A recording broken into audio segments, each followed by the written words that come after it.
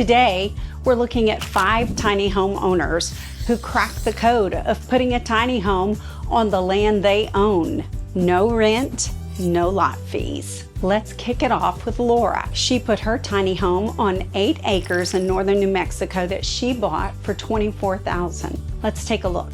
Hey, I'm Laura, and I'm living tiny because it gives me choice about how I want to spend my time.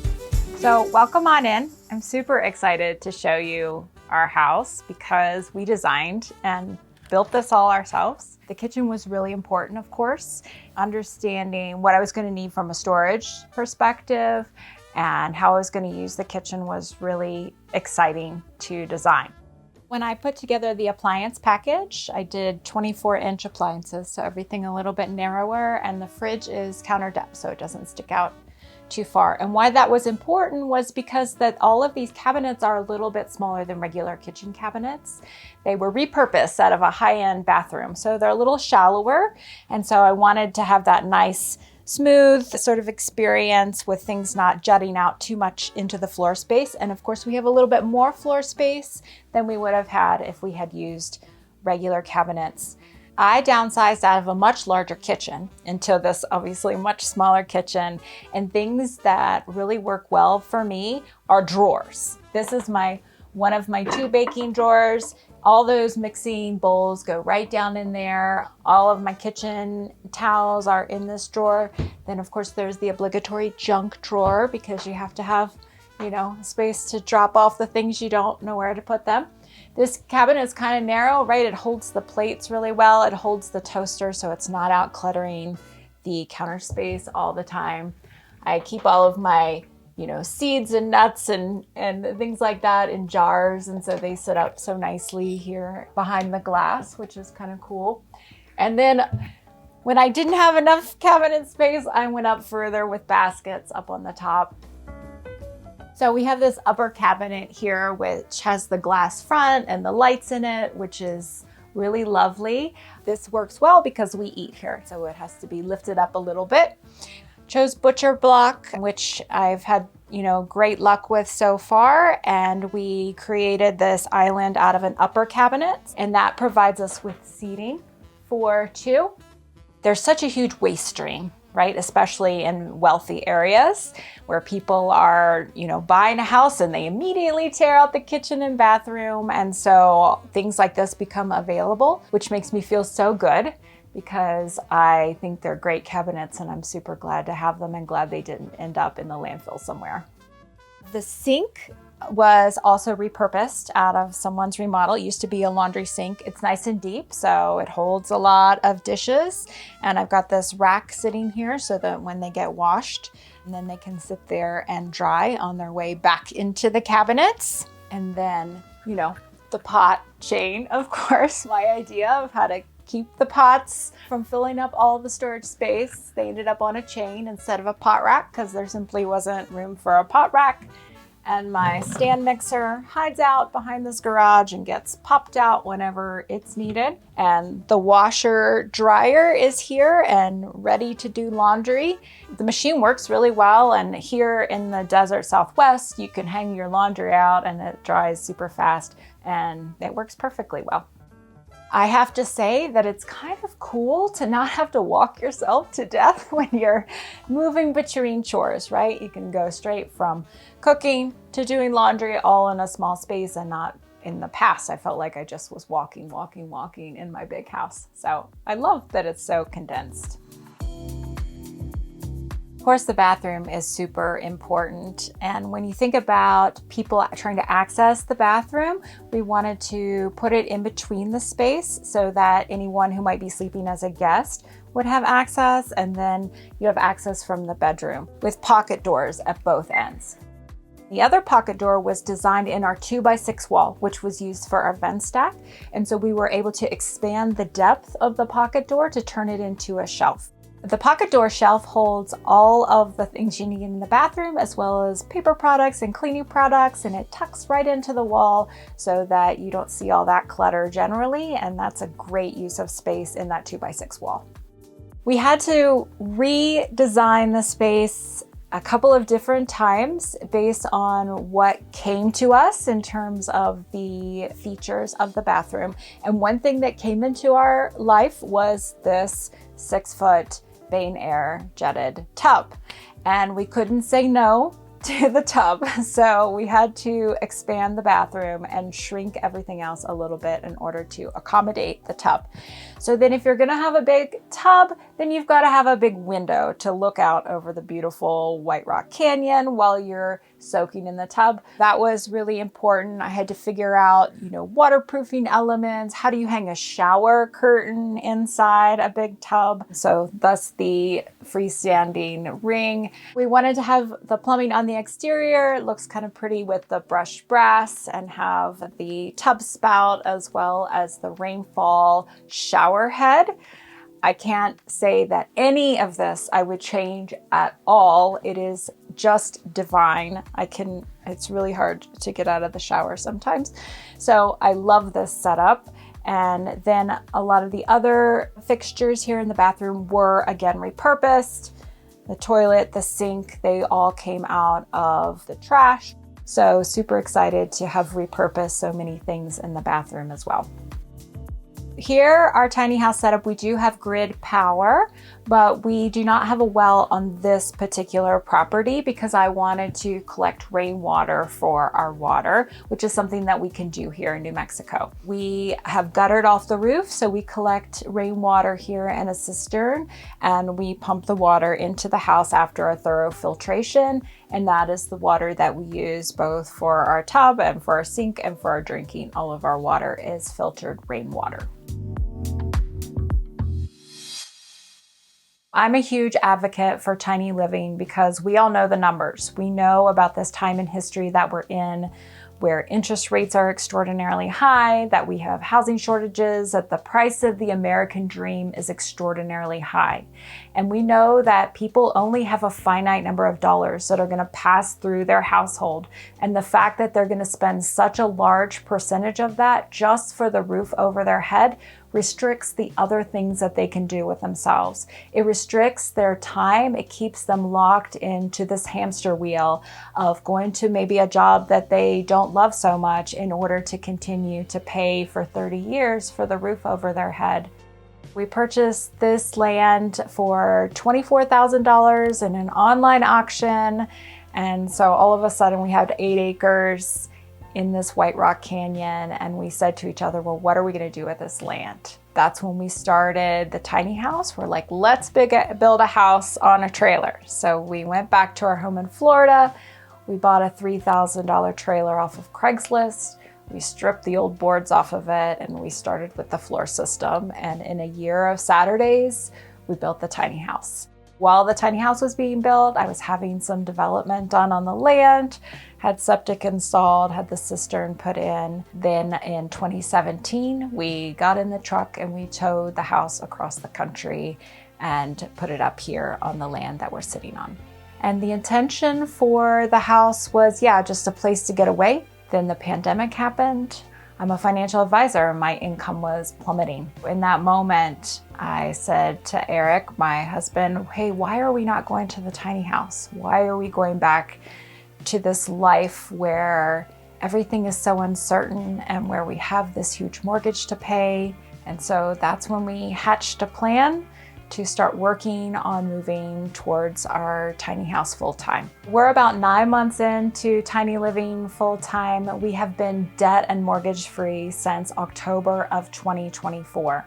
It is a deep change being debt and mortgage free in the sense that you feel a lot less obligation, and therefore you can be obligated to yourself and what is truest to yourself. The overall cost difference is like $4,000 a month down to, $100 or $200 a month. Huge change in a cost of housing. So tiny living is a way that we can stop spending so much money on the roof over our head and instead focus our time, our energy, our human capital in ways that we can make a difference and in ways that we can do things that truly matter to us.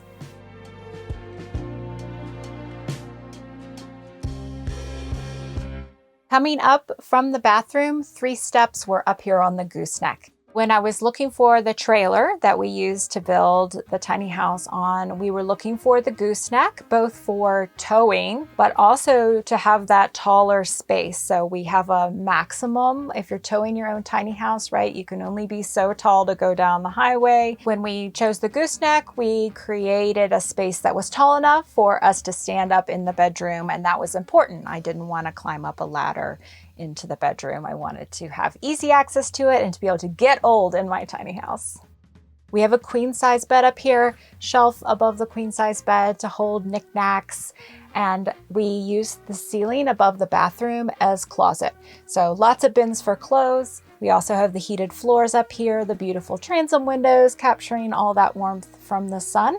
And so we have enough space up here for dogs to sleep, and it works really well.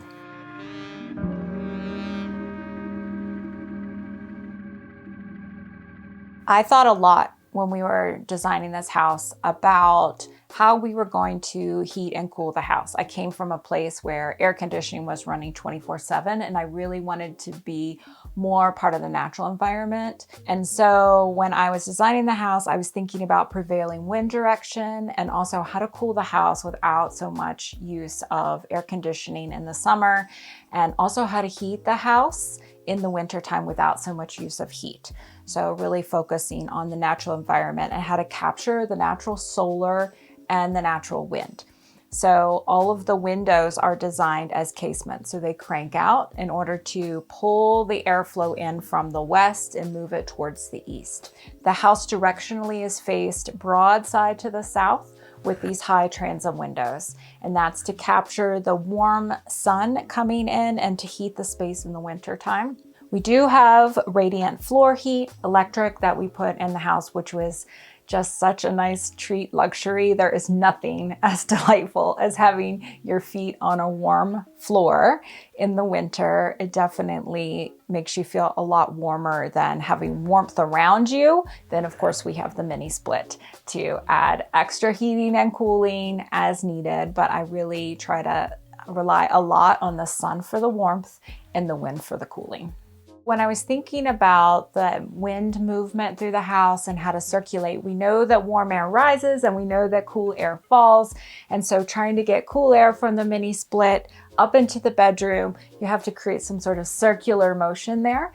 So I added that pass through up there through the loft above the bathroom with the stained glass. So the stained glass slides off to the left and it creates an opening which allows the air to circulate more and the heat to move around and the cool to get drawn up.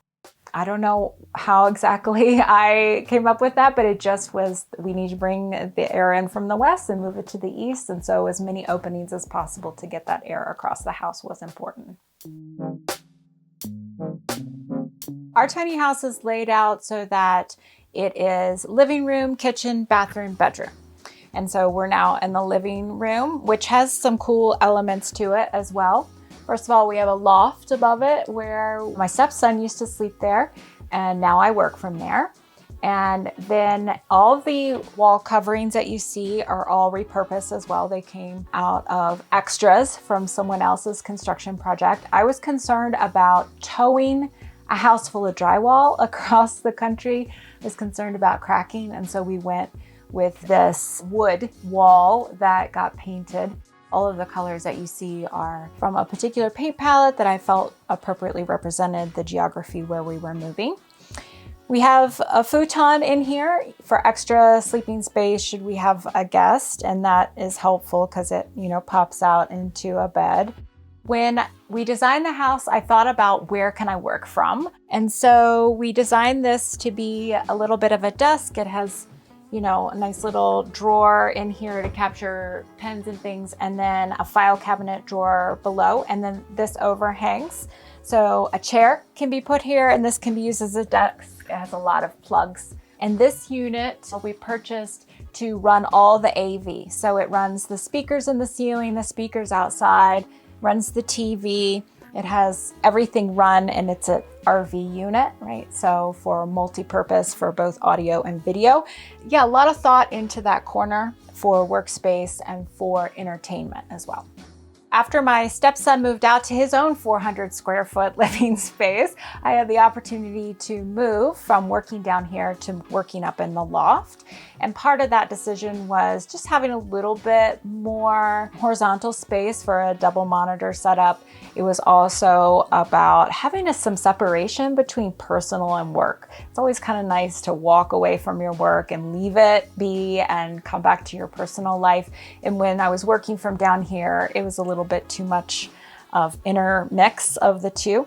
So it's nice to have a loft space where I can work from that's separate from the rest of my living space, and it keeps things a little neater too. Our tiny house, we towed it across the country ourselves. It's 8 by 40, about 300 square feet on the inside.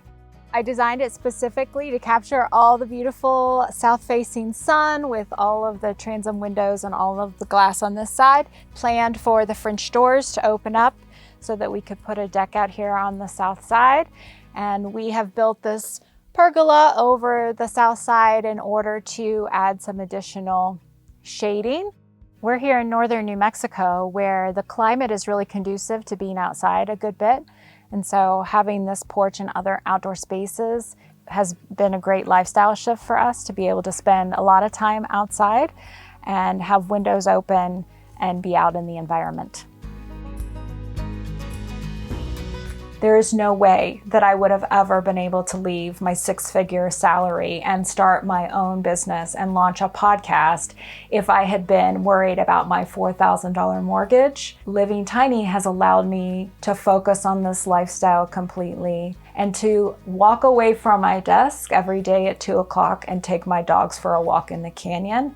And that to me is the most valuable thing, just having control over my calendar, control over my schedule, control over my trajectory. Thanks so much for coming to check out my tiny house. Super excited to have you here. You can find out more information about me at thetinyhouseadvisor.com. I also have the podcast, Less House, More Moolah. See you on the socials. That desert landscape is beautiful, but if you're more of a forest person, you're going to love Steven's 1 1/4 acre property in the Pacific Northwest. Hey guys, my name is Steven Proctor, and welcome to Rivendell. Well, my intention for the kitchen, for the design was kind of, it's kind of cliche, but a balance of form and function. I wanted a really beautiful, clean, nice, modern aesthetic. Subway backsplash tile and different things that, that are functional but look nice. I went with a traditional farm style sink from IKEA. I love it because it looks good, it's very functional and deep. I do a lot of dishes. I don't have a dishwasher, so there's just a lot of space to work with there. I wanted to be very minimalist on all the appliances that I have. This is a smart oven. It's like a convection oven that has like 12 different things that it does. It bakes, it toasts, it air fries. So I wanted to go with induction. I love that because it's cleaner, it's energy efficient. It's been working pretty great. For storage and shelving, I wanted to go with, again, my own minimalist approach, so I went with open shelving for everything. And one thing that's really special and meaningful to me is that my grandmother left a little bit of money behind, not very much, but I was able to use that to buy the floating shelves, so that's for my grandma. Knives are up here, utensils are up here, keeping the countertop free of clutter. We had this built in when we designed the cabinet and shelving down here. And I also wanted an 8-inch spice rack, which has been really, really nice. So I can really get a lot of different stuff in here and then it tucks away. And then for the basic kitchen stuff, cutlery, the junk drawer, dish towels, that kind of stuff, we've got some cabinets built in here. For the fridge, found the perfect size. Forgot exactly how tall it is, but it holds everything that I need. This is the pantry. It's pretty tall, and so I've got a little step stool that I can pull out, pop up, grab some stuff. But most everything, for me at least, is within reach in here, and it's honestly all that I need. My mom passed away last year, and so she was an incredible cook, and we have one of our family recipes, which was one of our favorite meals to eat as a family, and this cutting board is actually laser engraved with her handwriting from that recipe. This is one of my favorite parts of the entire house, and this is the coffee bar, and also where I eat most of my meals. One of the most striking features of the house that people always point out and enjoy is this natural live edge slab of wood that my builder found. This is maple, really thick, really sturdy. It just brings a little bit of the natural world and natural beauty into the home. So right over here, continuing with the theme of open shelving, this is the coffee corner. So I've got a grinder, kettle, weight, measuring devices, coffee mugs, and some teas up here as well. A couple of coffee books just for good looks and everything, but it's a really wonderful little space I find my zen here in the morning. One of the artists and authors that I've worked with, Anne Voskamp, she has a tiny house on her property and her farm in Canada, and I stayed in it one time when I was there visiting her family, and it was just incredibly idyllic and beautiful and inspiring, and it just showed me that this type of life is accessible and affordable, and so I wanted to go for it. This room surprises people more than anything else because if you've noticed, everything's really white and open and spacious and clean. But here I wanted to make a fully black bathroom while still tying in the bamboo, the ideas of floating shelves and open shelving. I even have a heated towel rack right here. Yeah, it feels luxurious, like you're in some spa or something. But guess what? All of this stuff is really affordable. This heated towel rack, I think I found this for 120 bucks on Amazon. Home Depot, Lowe's, IKEA, that's where a lot of this stuff is coming from. This medicine cabinet where I've got some storage and throw some of my extra bathroom junk in there. I love the basin, the black basin here in kind of this trough style. And then let me give you a shot of the walk-in shower. If you've ever experienced a rainfall shower, it is incredible. For the flooring, the entire bathroom has this river stone tile that I found is a great, simple, cheap option instead of just normal tile. There's a company called Toiletries out of Australia, and they make stuff that's great for guys, great for everyone, but it's really targeted towards guys. This is like a hair scrubber, scalp scrubber, a face scrub, a body scrub, and then they've got these little suction things, just bam, right on the wall. Looks good, goes with the design and everything. Just a real simple install there when we built the house. Hot water runs to it as well, and just found this little, rack, put some soaps up there. There's a company out of Portland called Nakamoto Forestry that sourced this. This timber is Japanese cedar that was farmed and milled in Hiroshima, Japan, and then it was shipped over to Portland where they have a unique process where they burn and char the siding. It's weather and rain resistant, it's bug resistant, and fire resistant. This will last 100 years.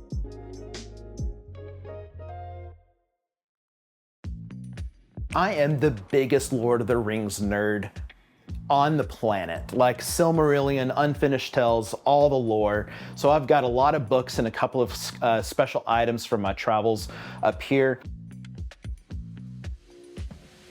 Shifting down, I've got this beautiful walnut minimalist vinyl player that ties into the Sonos surround sound system.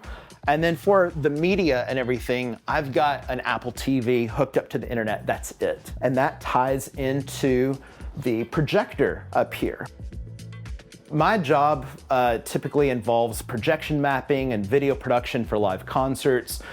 So I love having the projector just hung here from the beam here. And I just use the white wall as the screen. I don't have a screen that needs to pull down. It just hits the white wall. It looks great.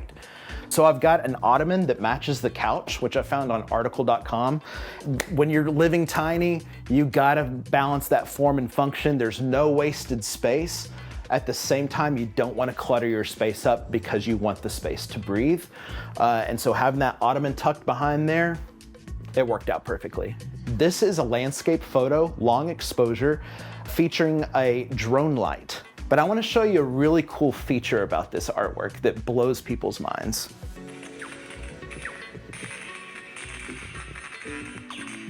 So when I'm looking for land, I still travel for work, so I needed to be close to an airport. So PDX, Portland Airport's about 45 minutes away. So I did a 45-minute to hour radius search on the Redfin app for land.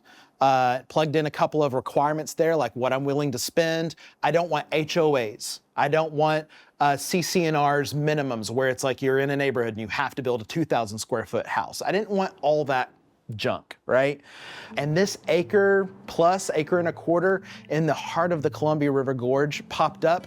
I was able to buy it for about $60,000. That is an incredible steal. I won the jackpot because other properties and things have been purchased in recently that's made this value of this place go skyrocketing. Like, it's crazy. I probably put in about $30,000 on utilities from city water. I didn't have to dig a well. I have a septic system. I'm too far away for sewer, and it's actually more affordable to do septic anyway. And then I'm tied into county power. So when it came to finding out what kind of design I'm gonna go with, I went with this company called Den Outdoors that creates incredible house plans. They make it incredibly easy to get it permitted by City Hall, turn it into a contractor, a builder that can just go with it, make a couple of modifications here and there. It was an actually pretty easy process. All-in cost for everything on the house build was about $175,000. That includes some of the major appliances and that kind of stuff like that. If you just want to go with a bare minimum empty house, probably about $168,000.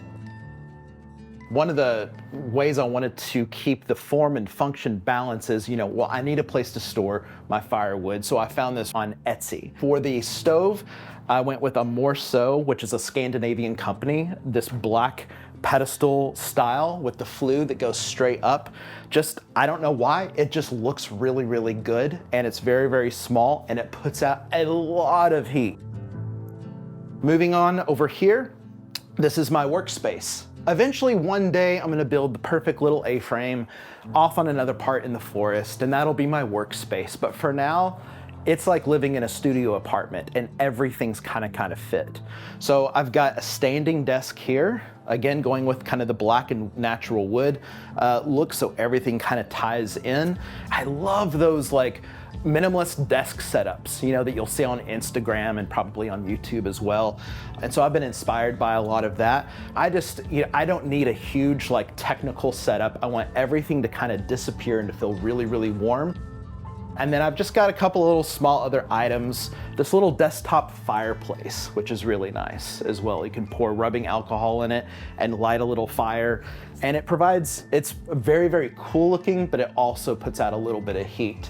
Obviously, I have a big ladder in the middle of my living room. That leads up to the bedroom, but before we go there, let me show you a few things around the ladder. The first thing is the closet, where I have all of my laundry and clothes and storage for my gear, my camera gear, my drones. Behind the ladder, I've got this nice, again, kind of an open shelving system with just a couple of really special key items that are meaningful to me, and each of them have a unique story to them. Even though it's a lofted bedroom and it's in kind of a tight enclosed space, I can stand up just fine with a lot of headroom and everything, so it's really extra spacious. That catches a lot of people off guard when they've only seen photos of the space, and then they finally walk up here. They always say, every time, oh wow, I can stand up in here. This is way more spacious than what I thought. There's this black strip up here that's in the seam of the ceiling. That's a light. And I nicknamed this the Mandalorian Darksaber, for you Star Wars fans out there. So with a lofted bedroom, you have to get really clever and intentional with the space. To make sure that there was a low profile bed because of the enclosing A-frame style ceiling, I went with the Floyd platform bed, which is kind of a Japanese style. I've got two bedside tables, nightstands from IKEA, just for some extra light and a place to put some books and store a few little extra bedside items and clothes. And then also underneath the Floyd bed, I have these two pull-out canvas shelves. Right here is a tiny bookshelf that my friend Dan built for me a few years ago. I've used it as a bookshelf, but now it's kind of where a lot of my family photos live, just to kind of always remember them. And now we are in my favorite room of the entire house, what I call the cathedral. This is the front porch. This is where I spend most of my mornings and evenings, especially when the weather is good.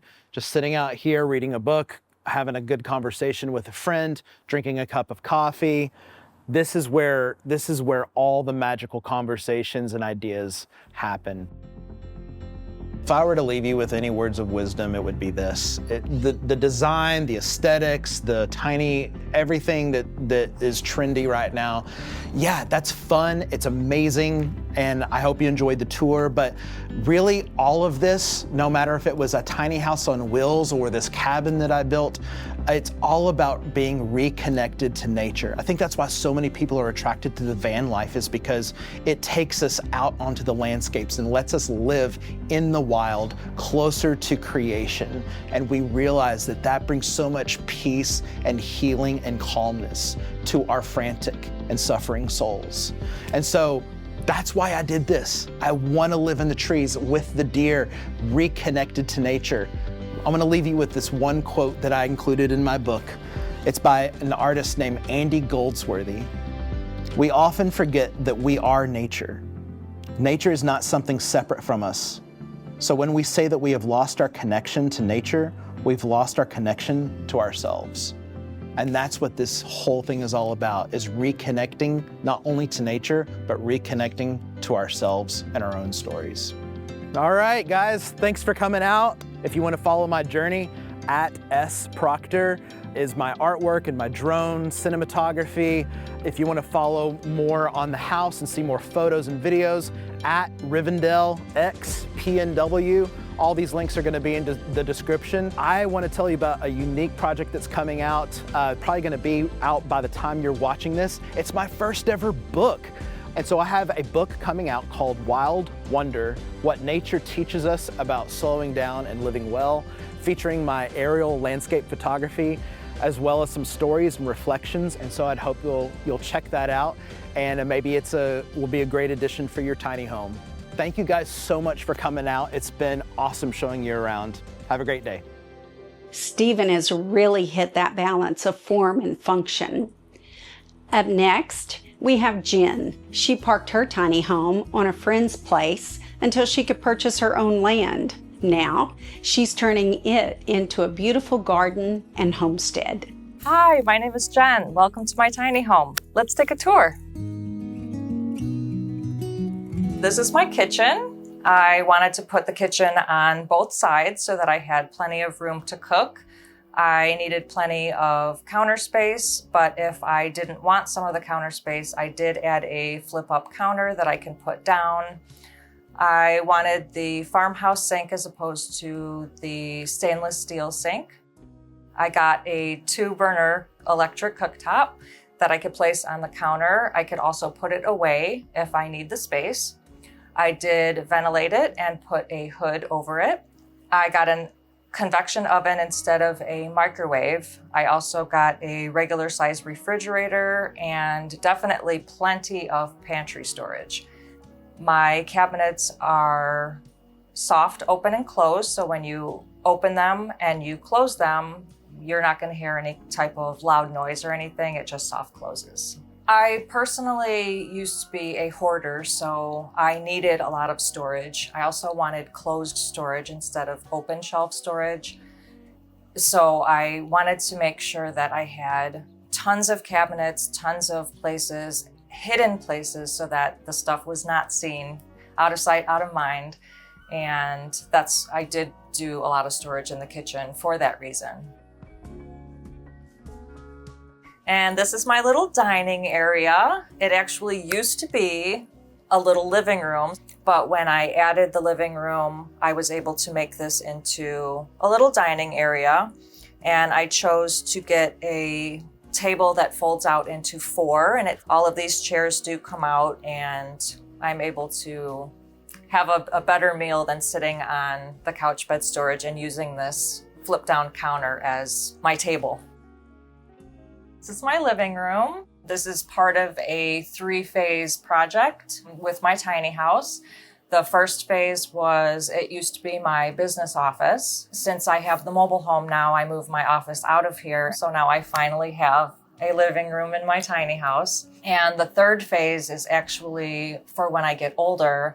I'm going to be turning this living room into my bedroom. So I'll be moving all of the stuff upstairs into this living room. Right now, this is a couch and it comes out into a futon. I do have a Mitsubishi mini split. Currently, it does not work, so I replaced it with a window unit, which is actually just as good. It supplies air and heat. So I will get the mini split fixed eventually, but until then, this is amazing. I've been living tiny for about 6 years now, and my whole goal in the beginning was to live more affordably and live with less stuff. I wanted to be outside more, and that's when this all started. My house was built by Incredible Tiny Homes. It was $58,300, and I have lived in several different places, including a campground. It was legal there, so I didn't have to get any type of permits or registration. They allowed RVs, but then they also allowed tiny homes. And the last place that I lived was a friend's homestead. They had a house on there, so they were allowed to have tiny houses parked there for the time being. And when I was in that spot, I decided to look for my land. And that's when I found land in Tennessee, purchased my land, and I have been here for 2.5 years.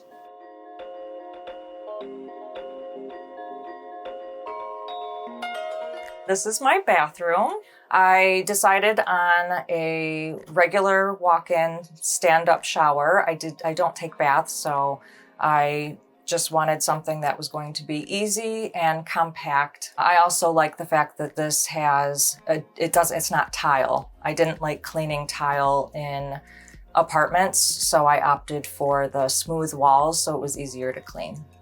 I used to have a compost toilet when I first got the tiny house. I used to have it for about 5 years, but then I switched it out for a regular flush toilet. This is my storage staircase because I needed more storage. I added storage in all of these stairs. Most of them open up. I do have pantry storage as well as a place for a litter box for my cats that is vented out. There's a little computer fan in there which ventilates dust and odors. They also have a little swinging door that they can go in and out of. So I did opt for handles on the wall instead of a handrail. I wanted to keep this whole space open, and eventually I will be adding a rustic handrail to make it look like the rest of the house. And this is my bedroom. I designed it as a 10-foot by 8-foot bedroom.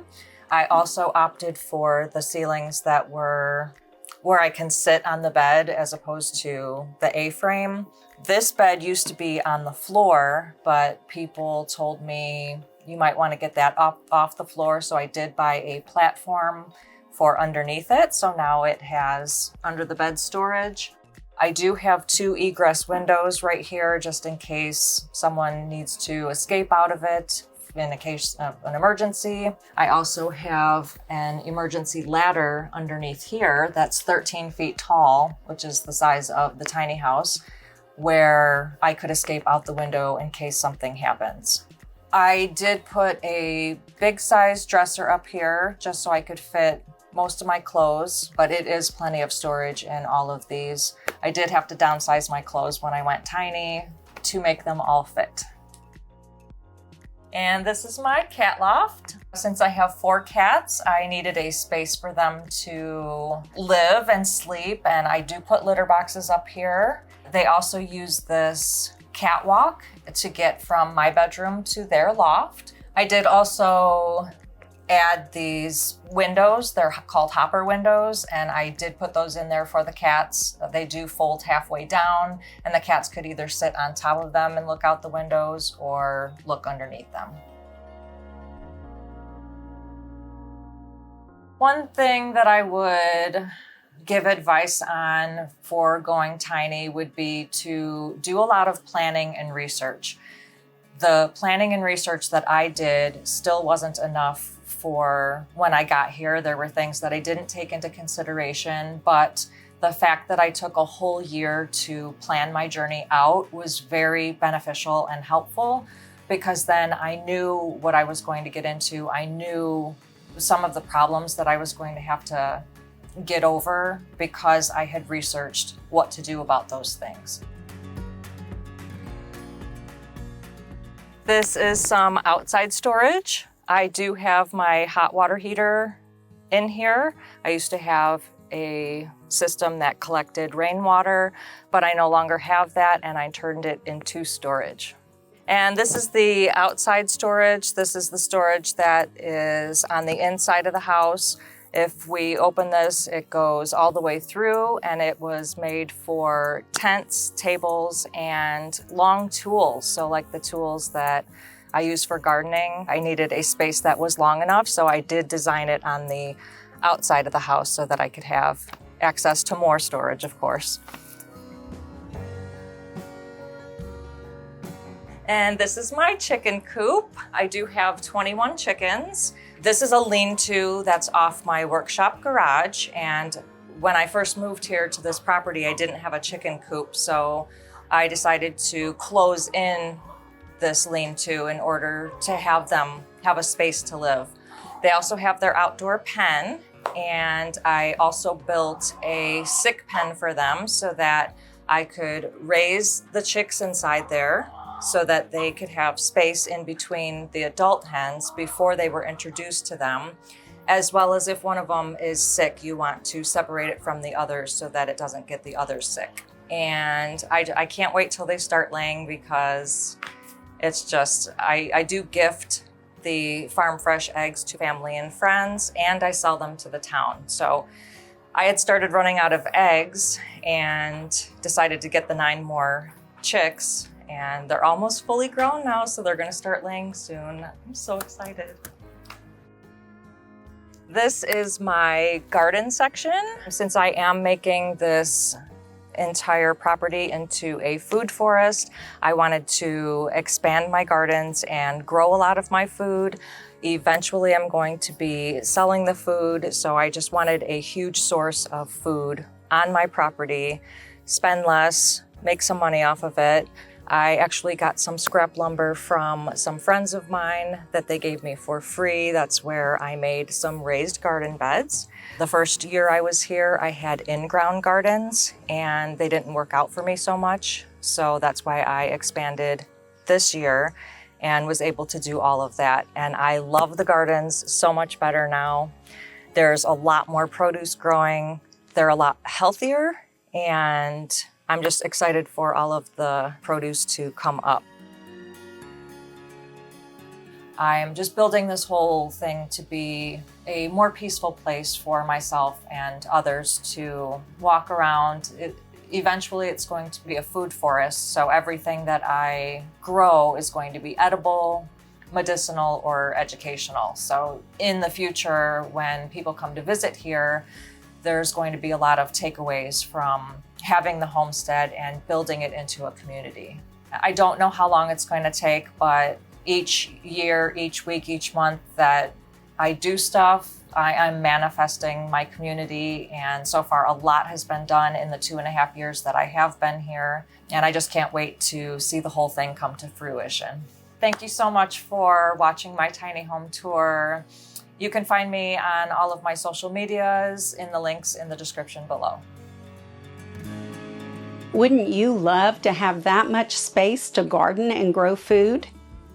Next up, we have Taylor and Teddy. They bought 3 acres in North Carolina that previously had a single-wide home, so they didn't have to set up utilities or dig wells. Let's check it out. Hi, I'm Taylor. And I'm Teddy. Come take a tour with us.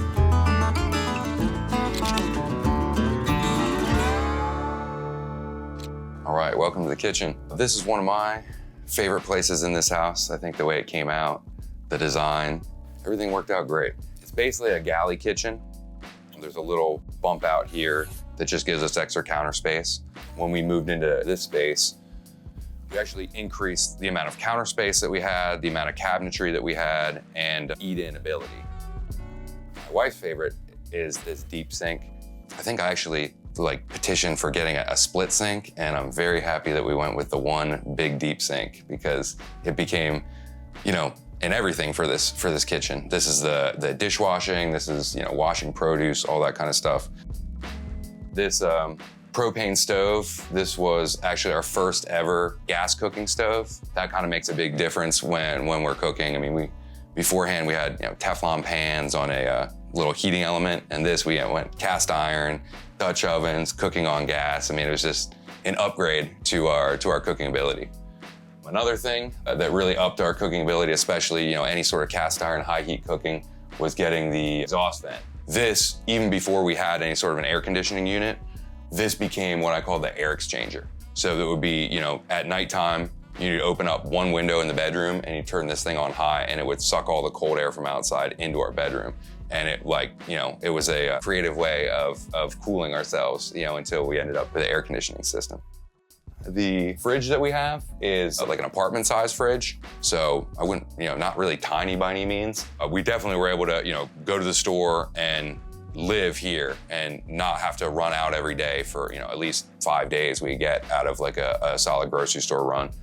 Design-wise, we kind of wanted to keep it somewhat open with our plates and food storage and just kind of blend that all together, somewhat decoratively and somewhat functionality. And I think it looks really nice. This pantry is small, but we did have like a system for everything. We had a drawer that was like for baking. We had a drawer that was for cans. And then we had a drawer that was like for breads and snacks and tortillas and all that kind of stuff, all the dry storage goods. And then this top one here is just for silverware. So yeah, so this space standing here, having a window here and a window here, and then a skylight on the top. It's just a very open, airy feel, even though I'm in a very tight space. This is a nice view right now, but then in the wintertime, it's a mountain view. So I have a mountaintop view right here from cooking. And then if I'm washing dishes or doing anything here, I just have a nice, beautiful woods view from here. I love the privacy feel and the secludedness that it feels in the kitchen and honestly everywhere in this house.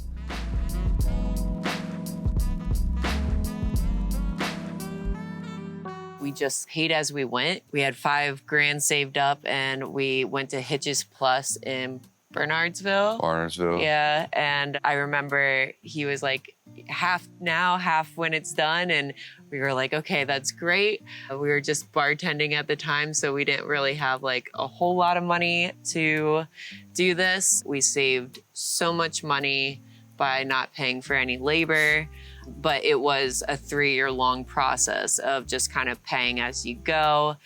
So as far as coming up with a number, I mean, yeah, we never, I don't think we saved all the receipts, but I think when we go back and look through, I think like 65,000 is like pretty much what we are sitting on right now. For the house, yeah, and then the land was 65 as well. And we only pay a mortgage on the land. Paying $550 a month for a couple is kind of unheard of right now. Welcome to the living room. This is a 9-foot by 8-foot living room, which is definitely the smallest living room that we've ever had, or that I've ever had. But we packed a lot of features into it. I mean, everyone's kind of main piece in a living room is usually the sofa. And this is, I mean, about as big of a sofa as you can get in here. Every day that we would sit and watch TV, we would get all three, myself, Teddy, and Molly. Like, we got so good at cuddling as a group that we could all pack ourselves into this sofa and unwind and watch TV. The next thing that was probably most used in the living room as far as entertainment was our projector. We have this little like Nebula capsule projector, which is super small and super useful. Our projector screen that we have is 100 inches wide, and the picture that we get is probably like 70. So a 70-inch TV is actually the biggest TV I've ever had. The Mr. Cool unit that we have is amazing at cooling, heating, saving money on energy, super easy to use, all that stuff. But This was a later addition to our tiny house. So 2 winters that we had, the tiny wood stove, their dwarf 5K. This was our kind of sole real heating unit for the house. Yeah, I mean, it's great. We live in the woods and we have like endless energy basically that we're creating on this property. It's a free resource for us, or at least a circular resource for us on the property. The steps that we have here pull out. This is a absolute savior for the storage space issue that we had. So our kitchen is lofted up 2 feet. This main living space is 11.5 foot tall, but we have 2 foot by 8 by 8 storage space underneath the kitchen. And it's absolutely necessary when you're working with this much square footage to be able to have some modular storage space where you can bring things out when you need them, but keep everything, you know, dry and humidity controlled. Underneath there, we have like a manifold, like water manifold. So our water inlet comes in through there and goes to a whole house filtration system. And then it hits the water manifold, which splits off hot and cold to the kitchen and the bathroom and the outside. And it's called a home run setup that like everything has its own line for the manifold. And then we have a propane hot water heater, and that lives under there and gets exhausted to the outside. And we ran as much propane stuff as we could just to keep it a low electricity threshold. We saw probably over 10 properties, and being out here in North Carolina, you're not gonna get anything flat, especially something that we could afford. We found that open use zoning was our best bet, and we got lucky and found a property that originally had 2 single wide trailers on it. We were able to use the well, just get a new well pump, and then we were able to use the septic tanks, just get them cleaned and refitted and trenched to the house. So yeah, it was easier to see this one just because there had been houses here before. You know, sometimes like the raw land is just like, you know, it's kind of difficult to see like how it's gonna sit. yeah, And this one, like, you know, it wasn't nice. Like, it took a long time to clean it up. there was a lot of trash on the property. It was a long time to clean it up, but it did at least look like you could believe that, like, oh yeah, I see how this is where the driveway is and this is where you could put a house and stuff like that. It was a little bit nicer. All right, so we're in the bathroom space now. We do have a washer and dryer combo unit. It has worked so well for us for the past, I mean, close to 5 years now. Having a sink above a washer and dryer, and then our shower behind it. It was just a lot of configuring that Taylor really just hit it out of the park with. We have our waterfall shower, which that was a must, and I'm so happy that we got it. We got very lucky with the land that we purchased. It came with 2 septic tanks on the property. They needed some work done to them, but we got those back up and running, and we weren't quite sure what kind of toilet we were looking for, compost, incinerating, but because we bought the land while we were still kind of adding the final touches, we went with a normal toilet, and it's been great. We have a pocket door with 2 mirrors on either side, so you get a lot of light, full length mirror. I never really had any issues getting ready here in the mornings.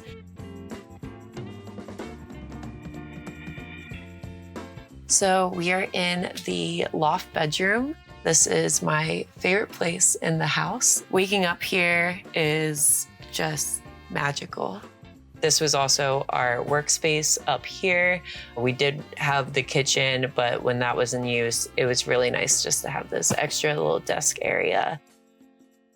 This is our little tree house, and yeah, I love it. I love falling asleep under the stars, waking up and just immediately knowing where you're at in the seasons from the trees above and the leaves. It was just the whimsical, magical feel that I really wanted in my home.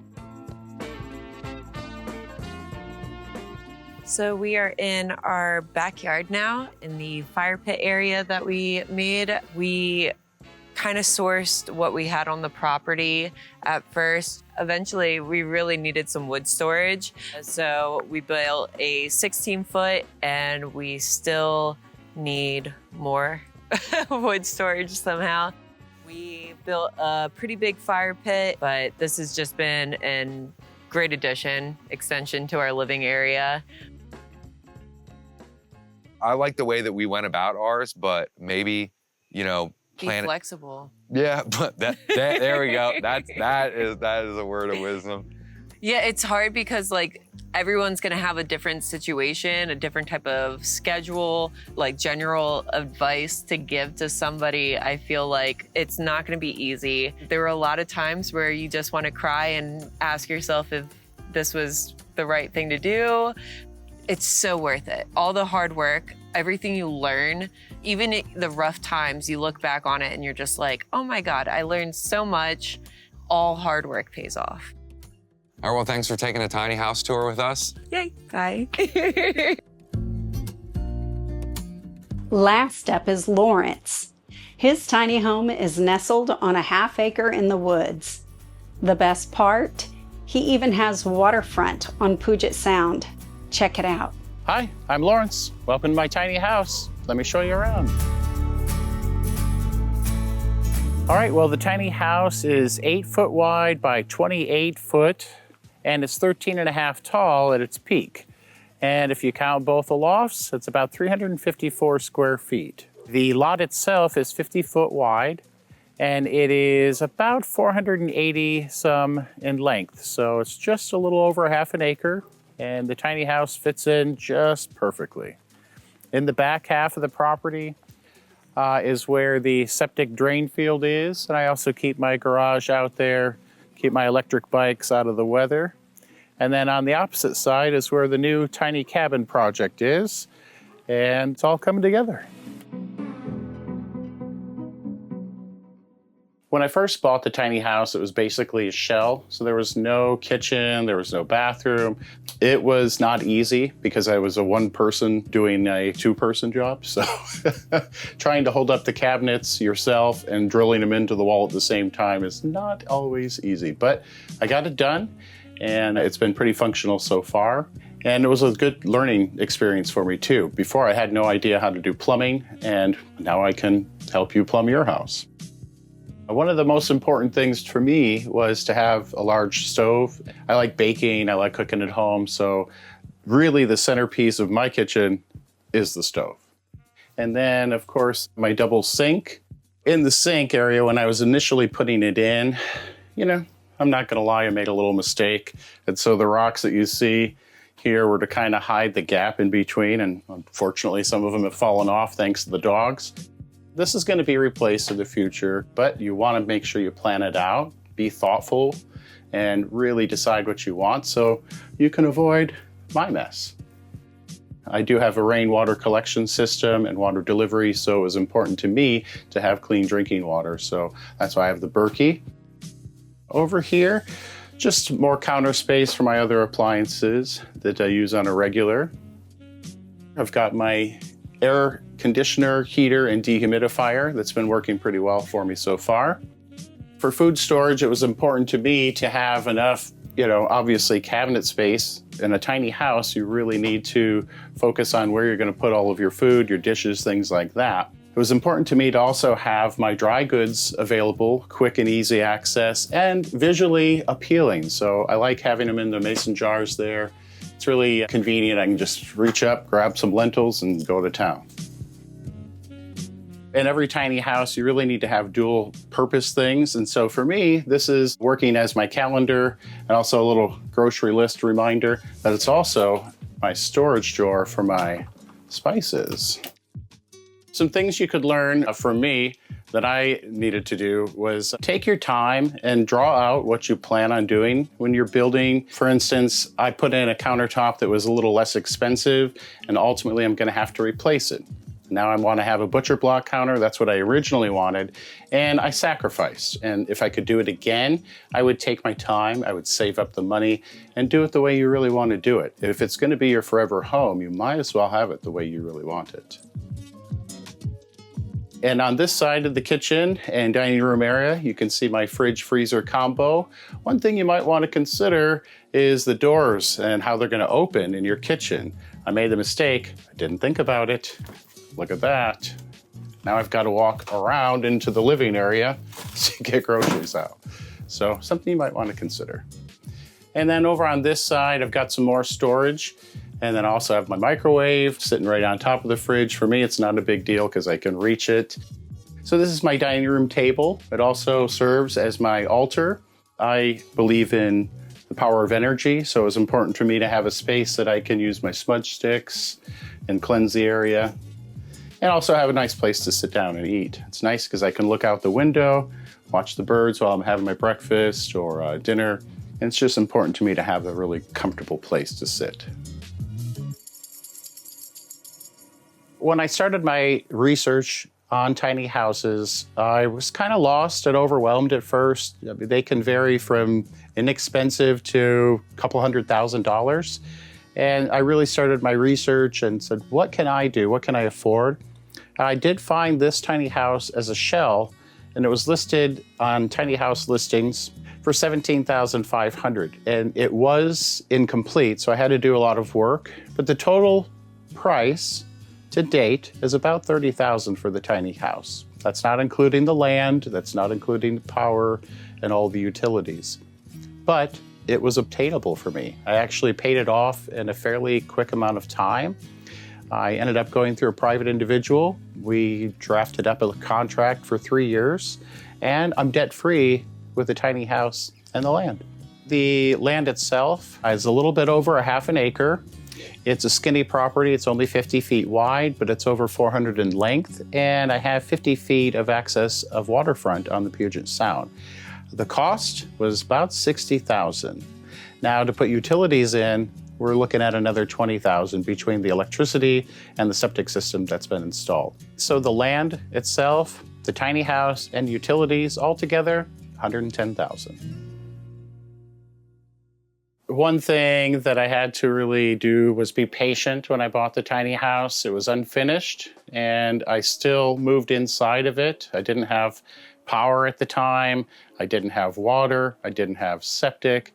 Let's just say it was a very humble beginnings, but it can be done, and you do what you need to do to succeed. And I went from a very small, tiny house with no electricity, nothing, to this beautiful house now. This is my third couch. I bought two, let's just say inexpensive couches. They didn't last, they broke down pretty quickly, and I had to save up and get a good quality sofa. So now I've got the perfect love seat for me. I won't have to buy another one for a few years. Over here, it was important to me also to have some good storage area. I ended up using the stairs for my TV, for the washer dryer combo unit, as well as my electric fireplace. And I was also able to put in a little library there too. Overall, I'm very happy with my living room and my living space. There's not a whole lot that I would change here, but why don't I show you the office space? It's nice because I do work from home and sometimes I get tired of sitting, so it is a high-low desk, which is nice. Another thing I do here at my desk is work on editing for my YouTube channel.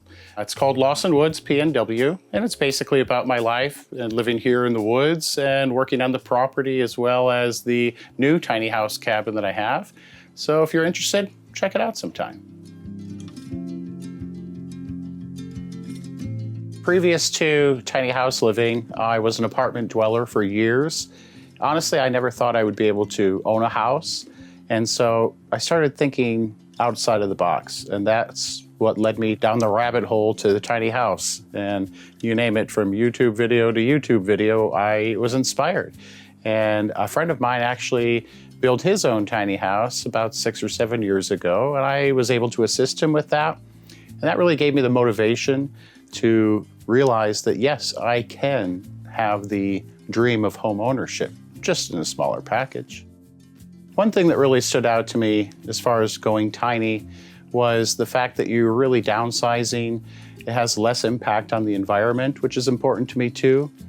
And also cost-wise, it really doesn't cost that much to operate a tiny house. My electricity bills are fairly low each month. I can run AC, I can run electric heat. I even have an electric car, and I don't spend any more than $120 or so a month on electricity. So it was beneficial to go tiny. Welcome to the bathroom space. I have a pretty large and comfortable shower stall, which is nice. I don't have to hit my elbows on anything. And, you know, nice little curtain, go around, keep the water out. The toilet's down here. I started with a composting toilet before I ended up getting the septic system in. I'm glad I have the flush toilet now, just personal choice. So I recently got a septic system installed, which was really nice. It was a little costly, right around $8,500.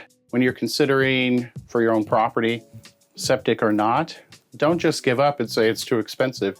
There might be a solution. In my case, I was able to qualify for a government grant. So the flush toilet takes a considerable amount of water, but being that I do the water collection and water delivery, I needed to find ways to conserve the water that I do have. So I ended up going with a low flow nozzle. It takes about 0.5 gallons per minute. And actually I can get about a 10-minute hot shower out of it. On this side of the bathroom, because it's about 50 square feet, I was able to get a decent sized vanity in here, which is nice. So you can see the backsplash is actually matching in the kitchen. It was important for me to kind of have a little uniformity in the build. So it is actually stone, believe it or not. It's not plastic, it's nice hard stone. And I think it blends in well. It's easy to clean up, which is important too. You know, water splashes when you're doing all sorts of prepping for the day. And then I also have a little storage area for, you know, medicines and whatnots. Up here, I've got a little additional storage, a couple of baskets. I put my towels in there. So I also have a little live edge shelf here that I keep, you know, a few different things, essential oils, hair products, skincare, things of that nature. Again, sometimes you want to have certain things out. And in this case, I thought the live edge was going to be kind of nice to look at and a great place to store things. This is my additional loft storage area. You can see my plants up there. It's nice to see them. It kind of hides some of the stuff behind the scenes, if you will. And I used to use it for guests when they came, but now I have a new tiny cabin, and that's going to be my new space for guests.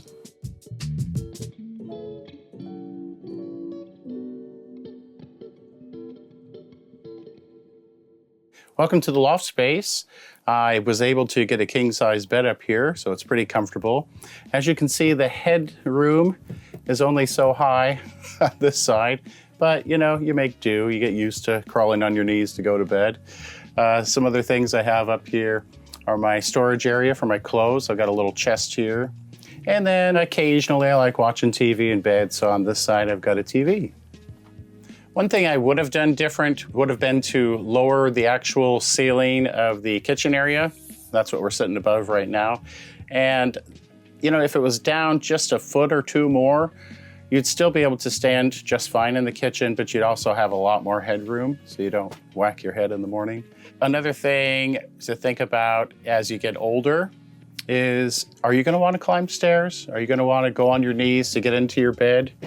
No, probably not. In a perfect world, I would have had the bedroom downstairs. And so that's another reason I got the tiny cabin that I'm working on, is because the bedroom is going to be on the first floor. So that way, when I get older, if I don't want to climb the loft, or maybe my knees are hurting that day, or who knows, maybe I threw my back out, I won't have to climb stairs. I can just sleep comfortably downstairs.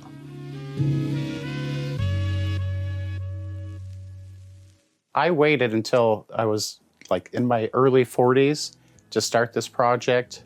I wish I would have started this in my 30s. Mind you, I'm debt-free now, so I'm living pretty comfortably, but think about how much money I could have saved and then reinvested into, I don't know, retirement, other things like that. I would just say do it, jump in. Don't be afraid, do your research, but jump in. Don't be afraid to try it. It'll change your life. If you would like, you can follow my adventures at Lawson Woods PNW on YouTube. I'm also on Facebook under Lawson Woods PNW, so check it out. Thanks for watching. We hope you enjoyed these 5 tiny homes and the properties they're on. Let us know down in the comments which one was your favorite, or if you would choose to put your tiny home somewhere else. Thanks for watching.